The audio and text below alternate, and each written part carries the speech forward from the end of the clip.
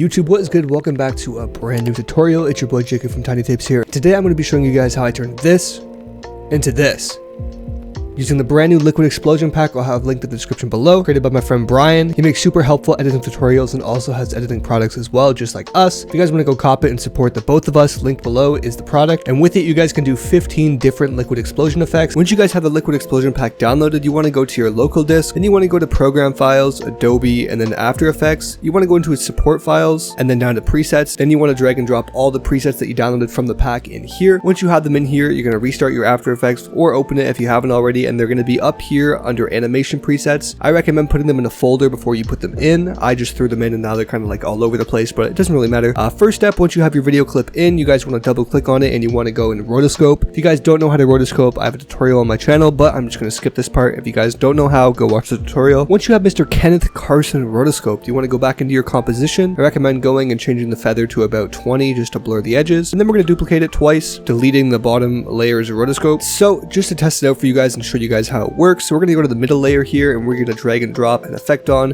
I'm going to go with Rick and Morty just to see how this one looks. And as you guys can see, it's instantly applied just like so. Let's try a different one here, the orb ball explosion. Now they're all going to work differently depending on how fast your clip is moving and how the artist is moving and everything like that. So really just throw it on and you guys can mess around with what ones you like the most. This one's melting face. And then once you guys have them on, you guys, by pressing U on your keyboard, you can actually select and move around the keyframes to get different times and different movements on them. So let's see how this looks. That's pretty cool there. Alright, so let's go and add a Rick and Morty on this one here and see how that one looks. Now that is pretty cool if you ask me. Once again, pressing U, you guys can move around all the keyframes and get them to your liking. Totally up to you guys for how you want to do it. They're all drag and drop, super easy to use, like I told you guys 100 times. If you guys want to add a little bit more sauce to each one, you can actually right click and pre-compose. You guys have RSMB, motion blur, putting it to 2.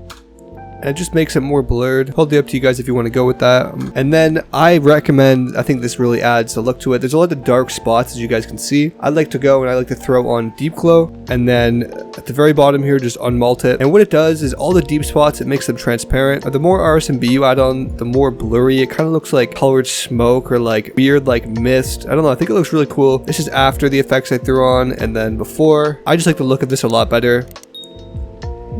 Believe you can do the same thing to this one. Throw on RSMB, deep glow, and then unmalt, and let's see how this looks. If you guys like this tutorial, I highly recommend checking out this one I have linked here, as well as a playlist with all of my editing tutorials that I think you guys will like. Thank you guys so much for watching, and I'll catch you guys in the next one.